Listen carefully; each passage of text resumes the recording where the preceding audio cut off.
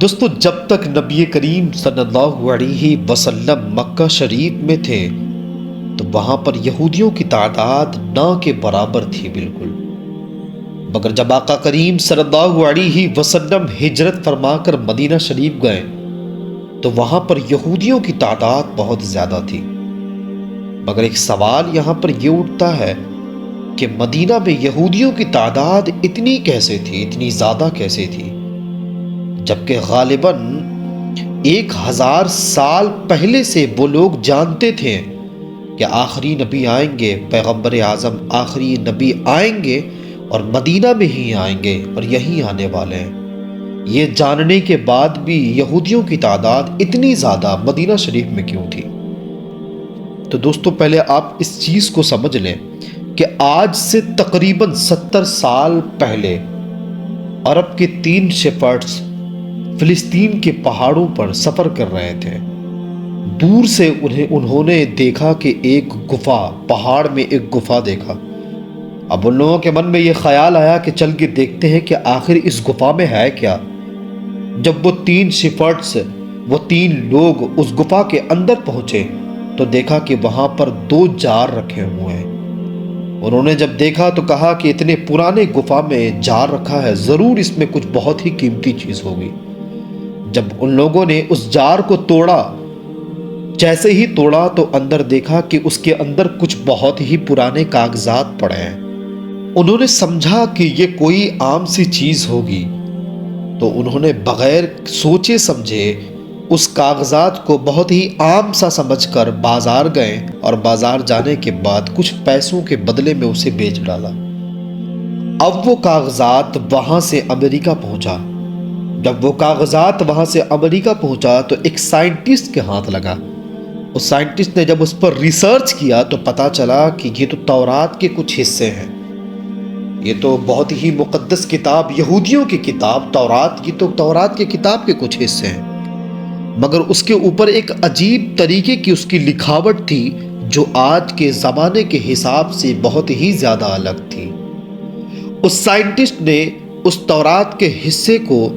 اس زمانے میں موجود جو سب سے پرانی تورات تھی، یعنی اس زمانے میں جو موجود تورات ہے، 1800 سال پرانی جو تورات ہے، اس سائنٹسٹ نے اس تورات سے اس تورات کو جب ملایا تو دیکھا کہ دونوں کی لکھاوٹ بالکل ہی ایک طرح کی ہے، دونوں کی لکھاوٹ ایک جیسی ہے۔ اب اس سائنٹسٹ کے اندر ایک اور نئی بات آئی۔ اس نے یہ سوچا کہ اگر یہ اتنی ہی پرانی ہے تو کیوں نہ اس کی کاربن ڈیٹنگ کر کے یہ پتہ لگایا جائے کہ یہ زیادہ سے زیادہ آخر کتنے سال پرانی ہوگی۔ جب اس سائنٹسٹ نے اس کو کاربن ڈیٹنگ کی تو پتہ چلا کہ یہ تورات 2200 سال سے بھی زیادہ پرانی ہے۔ یعنی یہ جو کاغذات تھے، یہ جو تورات کے جو حصے ملے تھے، یہ دنیا کے سب سے پرانے تورات میں سے ایک ہے۔ دوستو، یہ جو کتاب تھی، یہ جو تورات کے حصے تھے، یہ پوری کتاب تو نہیں تھی، مگر اس میں تورات کی بہت ساری آیتیں اس میں لکھی ہوئی تھی۔ آپ کو بتا دوں کہ اس میں یہودی کے ایک پیغمبر پروفٹ آئزیہ کا بھی ذکر ہے، اور پروفٹ آئزیہ وہ تھے جن کو کرسچنز اور مسلم دونوں ہی پروفٹ مانتے ہیں۔ اس میں پروفٹ آئزیہ نے فیوچر کے تعلق سے ہونے والی کچھ باتوں کے بارے میں اس میں کچھ پروفیسیز بتائی ہے، جس میں سے نمبر 1 پر یہ تھا کہ پہلی بات اس میں پروفٹ آئزیہ نے یہ کہی کہ آنے والے وقت میں ایک بخت نصر نامی ایک بہت بڑا طاقتور اور بہت بڑا ظالم بادشاہ ہوگا، جو ایک بہت ہی بڑا بادشاہ بنے گا، وقت کا بہت بڑا بادشاہ ہوگا۔ آپ کو بتا دوں کہ یہ بخت نصر وہ بادشاہ تھا جس نے ہزاروں سال پہلے یہودیوں کو موت کے گھاٹ اتار دیا تھا۔ یوں سمجھ لیں کہ یہ اپنے وقت کا بہت بڑا ہٹلر تھا۔ پروفٹ آئزیہ نے بخت نصر کے بارے میں بتایا کہ ایک بخت نصر بادشاہ ہوگا جو بہت بڑا ظالم ہوگا اور یہودیوں پر بہت ظلم کرے گا۔ اتنا ہی نہیں، یہ بتایا گیا کہ جب وہ ظلم کرے گا تو ایک ایسا شخص آئے گا جو یہودیوں کی حمایت میں ان کی مدد کرے گا اور بخت نصر کے اس ظلم کو ختم کرے گا اور اس کی حکومت کو برباد کر دے گا اور یہودیوں کو واپس ان کی جگہ پر آباد کر دے گا۔ آپ کو بتا دوں کہ اس پروفیسی کے مطابق تورات سے بھی 300 سال پہلے یہ جو بات پروفٹ آئزیاہ نے کہی، یہ تورات سے 300 سال پہلے یہ بات پوری ہو چکی ہے دا گریٹ سائرس کی شکل میں، جو کہ ایران کا بہت بڑا طاقتور بادشاہ تھا، جس کو آج بہت سارے اسلامک اسکالر ذوالقرنین بھی کہتے ہیں۔ تو پروفٹ آئزیاہ کی ایک فیوچر کے لے کر ایک جو بات کہی تھی، وہ بات ایک یہاں پر صحیح ہو گئی۔ اس میں جو دوسری پروفیسی ملی، پروفٹ آئزیاہ نے جو دوسری بات کہی وہ یہ تھی کہ اس میں یہ کہا گیا کہ دیکھو میرا غلام جسے میں قائم رکھتا ہوں، اور میں اپنی روح اس میں ڈالوں گا اور وہ دنیا میں انصاف کرے گا، اور جب تک وہ اس زمین پر انصاف قائم نہ کر لے وہ پیچھے نہیں ہٹے گا، اور نہ اس کو کوئی کچل سکے گا،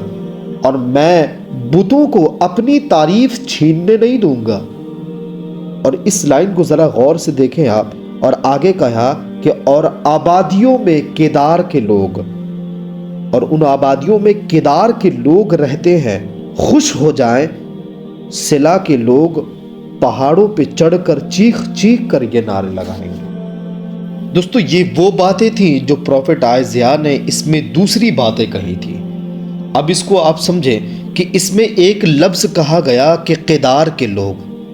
پہلے آپ اس چیز کو سمجھیں کہ یہ کیدار لفظ کیوں کہا گیا اور یہ کیدار لفظ کیا ہے۔ تو کیدار کے لوگ جو کہا گیا کہ کیدار کے لوگ،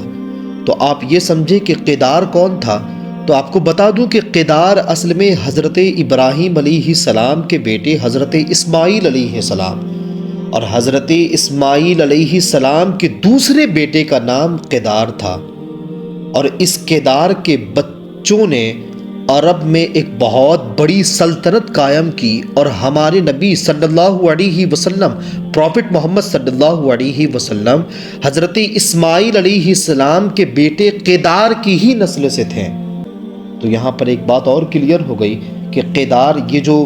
بیانی کی گئی، یہ جو آگے کے بارے میں بتایا گیا کہ کیدار کے لوگ، اور اس میں پروفٹ آئزیاہ نے کہا کہ خوشیاں منائیں سلا کے لوگ، یعنی خوشیاں منائیں۔ یہ لفظ سلا جو یوز ہوا یہ آج بھی تورات میں SELA سلا ہی یوز ہوتا ہے، اور یہ سلا وہ جگہ ہے جو مسجد نبوی کے سب سے قریب جس پہاڑ ہے اس پہاڑ کو ہی سلا پہاڑ کہا جاتا ہے،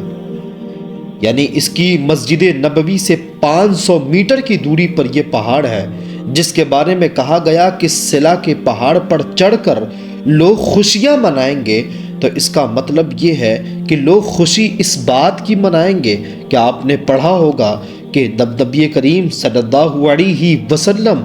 مکہ سے ہجرت فرما کر مدینہ شریف انٹر کیے تھے، تو وہاں کے لوگ، وہاں کے چھوٹے چھوٹے بچے پہاڑوں پر چڑھ کر طلع البدر علینا من ثنیات الوداع